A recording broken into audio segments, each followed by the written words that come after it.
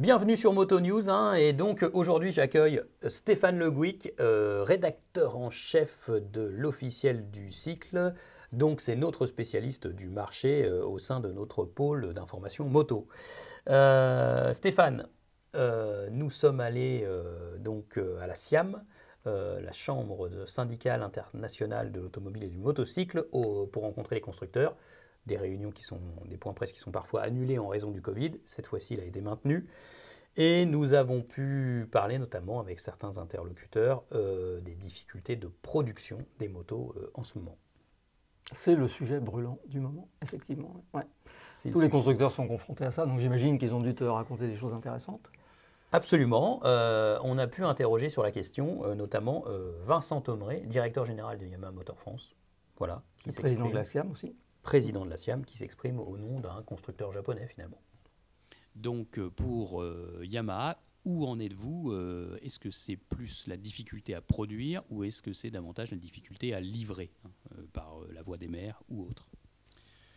C'est vrai que c'est un sujet complexe, c'est un petit peu tout à la fois, même si aujourd'hui on a la chance d'avoir des chiffres qui sont nettement meilleurs que l'année dernière. Nous sommes en pleine croissance, mais c'est vrai que malgré tout, oui, nos clients n'arrivent pas à avoir tous les produits qu'ils désireraient dans les concessions et nous faisons face à des difficultés industrielles, difficultés logistiques et quelquefois vraiment les deux bout à bout. Et ce qui rend des délais de livraison longs, trop longs pour certains de nos clients, bien sûr. Alors, on a beaucoup entendu parler de cette envolée du prix du transport, avec un prix du conteneur moyen en dollars, parfois exprimé autour de 2 000 à 3 000 dollars, jusqu'à 18 000 ou 20 000 dollars.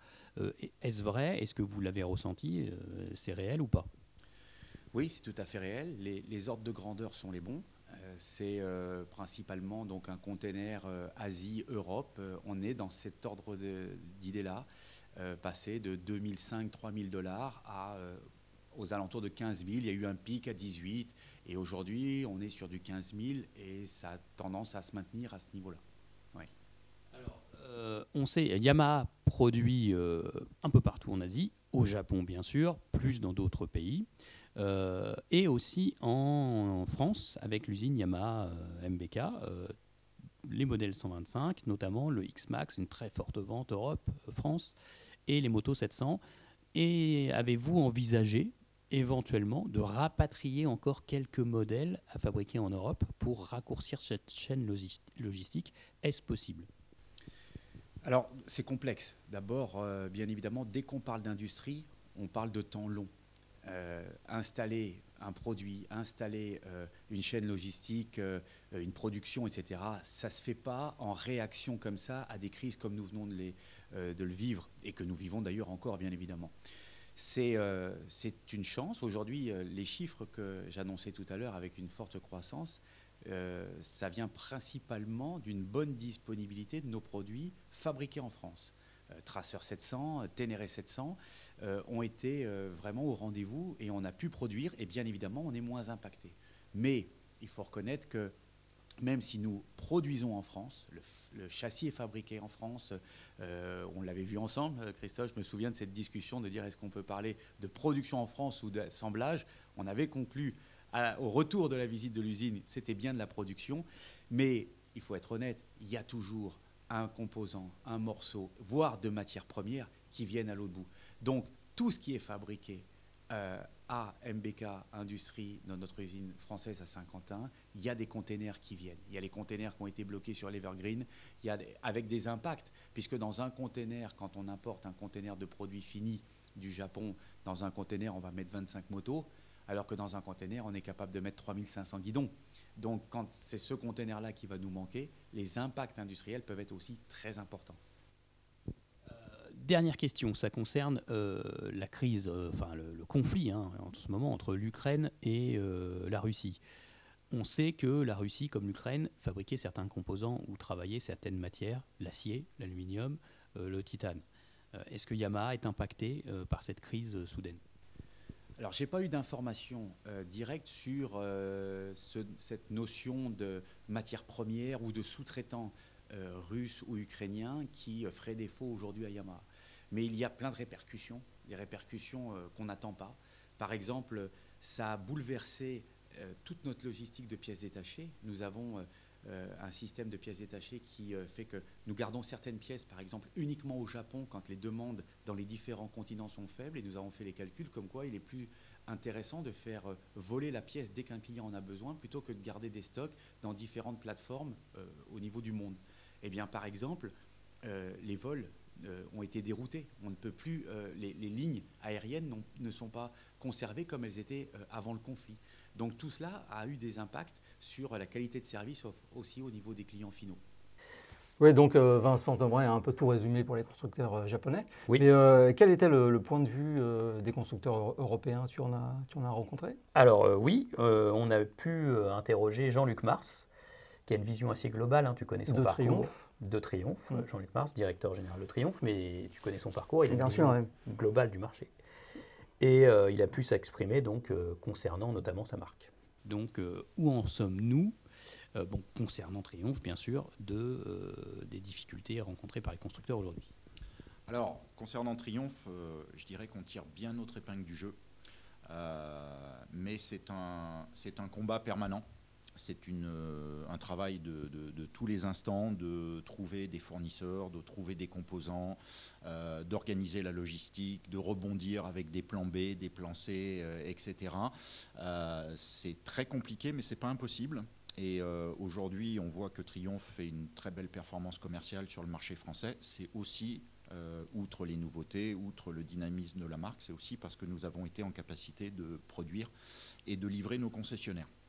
Et puis, quand je dis qu'on a vraiment cherché des solutions d'arrache-pied, ça va très très loin, puisque par exemple, l'usine anglaise est très active, dans la mesure où quand il nous manque des composants pour terminer une machine, la moto est quand même produite en Thaïlande, chargée sur les bateaux, envoyée en Angleterre pendant que le service achat s'occupe de trouver les composants qui nous font défaut, et la moto est potentiellement finie d'assembler en Angleterre. Donc l'usine anglaise tourne à plein régime pour compenser les difficultés d'approvisionnement de composants. Est-ce que ça veut dire que, compte tenu de la situation, on peut imaginer un modèle entièrement produit de nouveau à Hinckley plutôt qu'en Thaïlande? Oui, tout à fait. On n'exclut pas une réorganisation industrielle. L'usine anglaise fonctionne bien, elle est parfaitement opérationnelle. On voit bien qu'il y a une volonté de beaucoup d'industriels de répartir les points d'assemblage et de fabrication d'une façon mieux répartie dans les différentes zones géographiques. Et ça fait partie des réflexions absolument. Est-ce que dans cette réflexion, le coût du transport, le coût du conteneur, qui s'est complètement envolé depuis l'arrivée du Covid, fait aussi un peu pencher la bascule ou finalement pas? Finalement, c'est encore rentable de produire finalement dans votre usine thaïlandaise que vous maîtrisez parfaitement ou pas? Alors, il faut relativiser, parce que certes, le coût du conteneur a explosé depuis 12 mois, 18 mois. Ça reste quand même des relatifs petits montants quand on ramène ça à la moto transportée. Un conteneur coûte cher, mais on met beaucoup de motos dans un conteneur. Et sur le marché haut de gamme, comme celui où nous sommes positionnés, l'impact par moto n'est pas encore déterminant. Et puis, on s'attend quand même à ce que les coûts de logistique redeviennent plus normaux dans les mois qui viennent. Autant les pénuries de composants, on a une vraie incertitude sur la durée de cette crise-là. Autant la partie logistique, on commence quand même déjà à sentir une légère amélioration et on peut espérer qu'au cours de l'année 2022, la situation s'améliore. Donc pour l'instant, ce n'est pas ce qui va nous faire prendre une décision de relocalisation de production. En ce moment, on vit aussi avec le conflit qui oppose donc la Russie à l'Ukraine. On sait qu'il y a des matières premières et certains composants qui sont fabriqués en Russie notamment. Voilà. Est-ce que cela pose problème à la marque Triomphe? Alors pour l'instant, non. On a la chance, parce qu'il faut bien dire les choses, tous les constructeurs ne sont pas logés à la même enseigne, et c'est un peu une loterie. Parce qu'évidemment, ce genre de crise, on ne peut pas ou difficilement l'anticiper. Pour l'instant, on n'est pas impacté directement par les matières premières ou les composants qui peuvent être fabriqués en Ukraine ou en Russie. Par contre, évidemment, on voit tous les conséquences de cette guerre sur l'inflation, sur le prix de l'énergie, et on est impacté à ce titre-là. Voilà, donc difficulté de produire, difficulté à trouver des matières premières, coût logistique de transport plus élevé, tout cela, forcément, ça amène des perturbations sur le prix des motos, quelque chose que tu observes en continu, toi, au sein de l'officiel du cycle. Oui, exactement, parce que tous les mois, nous, on dresse la liste des prix des machines neuves et on voit bien les évolutions. Et généralement, les constructeurs, alors certains font varier leurs tarifs plusieurs fois dans l'année, d'autres pas du tout. Et là, on s'est aperçu à la fin de 2021 que des constructeurs commençaient déjà à anticiper ce coût supplémentaire du transport en augmentant leurs tarifs. Alors, donc il y a eu des augmentations fin 2021 oui.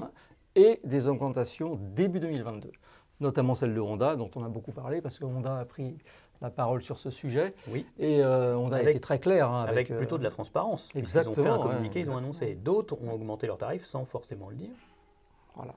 Voilà. Et puis, il faut reconnaître aussi que certains même le précisent à leurs clients. Il y a des mentions sur les factures. Exactement. Donc, mais les clients ont un peu intégré ça, parce que tout le monde est au courant qu'il y a des problèmes de transport. Parce que ce n'est pas simplement lié à la moto, c'est lié à l'auto et à tous les produits de consommation qui viennent de Chine. Donc, les clients sont habitués à ça, mais certains constructeurs préfèrent préciser le fait qu'effectivement, le surcoût est vraiment lié au transport. Cela dit, il y a un élément dont on parle peu, c'est que les normes successives, les normes anti-pollution successives ont également eu un surcoût sur le prix des machines, notamment Euro 5, apparu il y a 2 ans, et qui a fait grimper le prix des machines. Alors, beaucoup sur les petites cylindrées, un peu moins sur les grosses cylindrées, mais ça a eu un effet quand même net sur le prix des machines aussi. Alors, moralité, aujourd'hui quand même l'offre, on a des motos et des scooters, il y en a beaucoup qui sont quand même assez formidables, technologiques, très plaisants à conduire. Ils sont devenus un peu plus chers, ça c'est sûr. C'est pas sûr que ça baisse. On va observer ça à l'avenir, Stéphane. On vous tiendra au courant de toute façon dans Moto News.